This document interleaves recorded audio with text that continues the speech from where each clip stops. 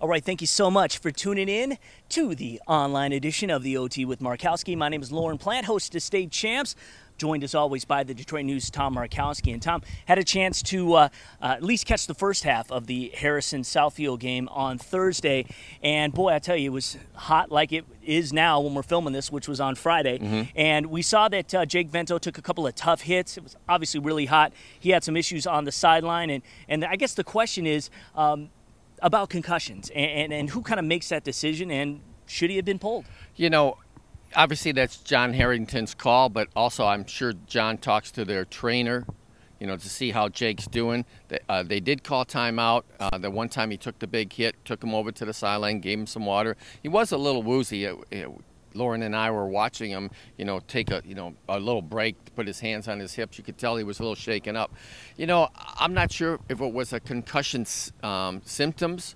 He definitely was dehydrated. Rod Beard, my co-worker at Detroit News, reported that they gave him some water and they rehydrated him. But, you know, as we talked in other segments, you have to hydrate yourself the day before, 24 hours, 36 hours in advance. I'm sure these athletes are doing it, but at the same time, it doesn't hurt to, give them water during that time, especially in this heat, because they're losing fluid so frequently. You know, it's a good call. You would hope that the coaches listen to their trainers, how the kids are doing on the sidelines. Are they, are they woozy? Are they dizzy? Did they take a shot to the head and all that? So personally, I didn't see him take a big shot to the head. Now, he might have taken it to the chest or his shoulders or something of that nature. All right, absolutely. And we certainly do not want to make any accusations that Harrison did the wrong thing in terms of the staff or anything, because Jake did play the rest of the game, played on defense, offense as the quarterback. He also was running back kicks, and he's a tough kid. And he went out there, played admirably, and did well in a big win. I think we're just re-emphasizing the fact that, it's out there that concussions are being looked at more closely, and the ramifications of getting a concussion, how long they last. Is it 3 weeks or 4 weeks? And you look at all the athletes throughout in NFL, college, and high school of the dangers that exist. Absolutely, and of course with it being as hot as it is,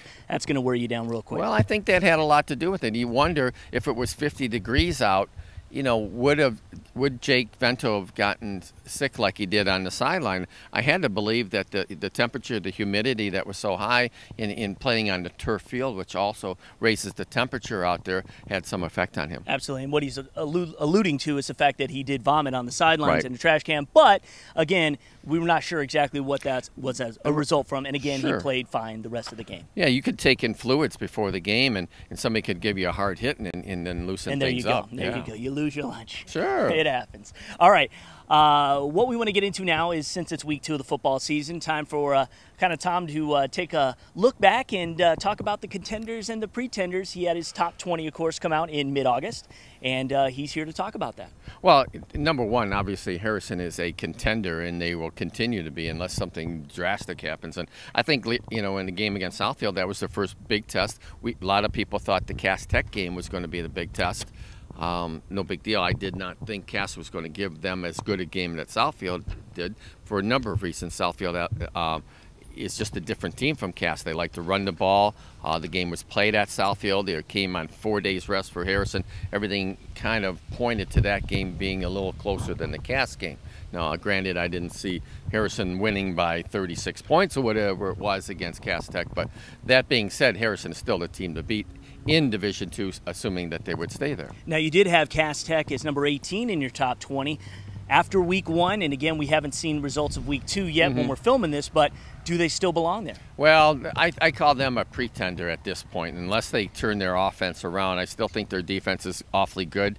I think they have to work some things out as far as substitutions, who's playing where, how much playing time they're getting on both sides of the ball, who's going to be the quarterback, how the offense is going to click as the season goes on. Now, sure, they're a contender for the PSL title, but that's not really the point of this discussion. The point is, are they a contender as they were last year for the state championship? At this point, they are not. Now, you had East Grand Rapids ranked 7th. They had a loss, which was really shocking to all of us. They lose to Holland on Thursday night. 30-22. They were down 24-22, missed the two-point conversion did East Grand Rapids, but that was a big win for Holland program that was 3-6 last year. No, but East Grand Rapids is still going to be a factor in Division III. They play a tough schedule. Most of the teams that they play are in a higher division. So now that might be a good thing for them in a sense that maybe they can refocus. It's second week of the season. I don't think it's a big deal. I still think they're the team to beat in Division III. Okay, well, how about Orchard Lake St. Mary's? They go on the road in Week 1 and beat a Grand Rapids West Catholic team that I guess had a 59-0 win or whatever in Week 2. Again, we don't have results yet from Week 2 for Orchard Lake yet, but where do you kind of put them right now? I think they're right on the heels of East Grand Rapids for a Division II title. Again, it's really the same scenario that we've seen in the recent years. I think St. Mary's is fine. Obviously, their linebacking core is fine. Their running backs are fine. The kicking game is strong.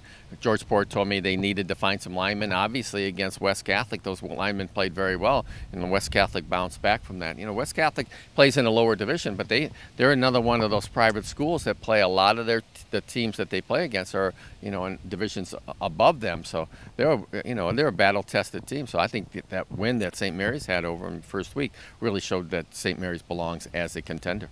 Now, we also had Lowell and Rockford meeting in Week 1. Lowell wins that one. You have Lowell 6 and Rockford 2. Did that change anything?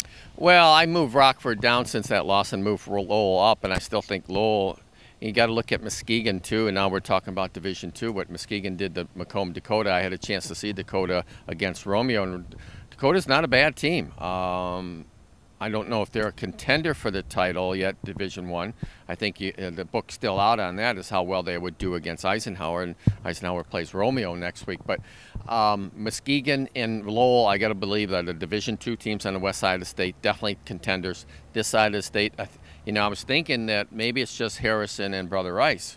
I think you got to add Southfield in that mix, and with the performance they put on. It's a long ways away, the 10th week of the season for the playoffs. You don't know what's going to happen injury-wise, how teams gel, blah, blah, blah. But Southfield, what I saw the other day, hey, they can play. Yeah. And I think you have to consider them a contender. I had Southfield in my teams to watch, not in the top 20. I have since moved them up into the top 20. I haven't decided what I'm going to do with them with that loss to Harrison, but I don't think I'm going to drop them too much. Now, I know a team that you had really high expectations of was Utica Ford, and they've opened up the season now 0-2. Yeah, they're stumbling out of the blocks, that's for sure. I think they're having trouble just gaining their feet, almost like it's raining too much and they can't stand on the slippery ground or something. But losing to Grosse Pointe North was really a shocker to me. And obviously, not losing to Ike was not a shock. But no, they've stumbled out of the gate, and who knows what's going on. They did not look good in their preseason scrimmage, so this is something that Coach Todd Winters has got to be concerned with.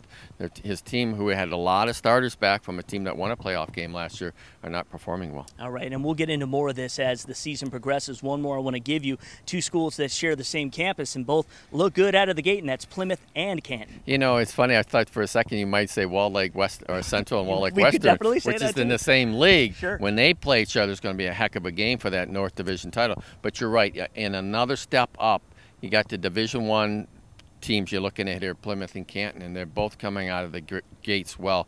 I think that was a good win for Canton. They had to come from behind to beat Grand Blanc. Grand Blanc is much better than they were last year, and I'm really surprised that Plymouth handled Howell as well as they did. Last year Howell got them in a close game at Plymouth, one of their 2 losses during the regular season.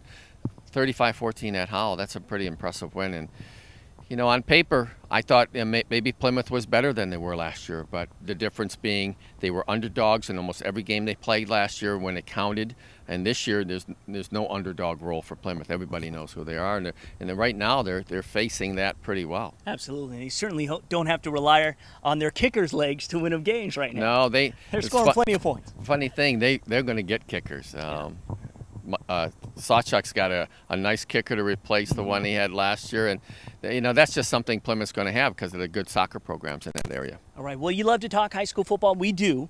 And we'd love for you to join us every week on the radio. It's the State Champs High School Football Show. It's on WDFN, 1130 a.m. The Fan, every Friday night from 10 to midnight. You can give us a call. You can talk about any of the teams that you want to know if they're pretenders or contenders. And, again, we do that every Friday night. You can also listen online, WDFN.com, or you can also even download the iHeartRadio app and listen to it on your smartphone. That is it for another edition of the OT. We will see you next week.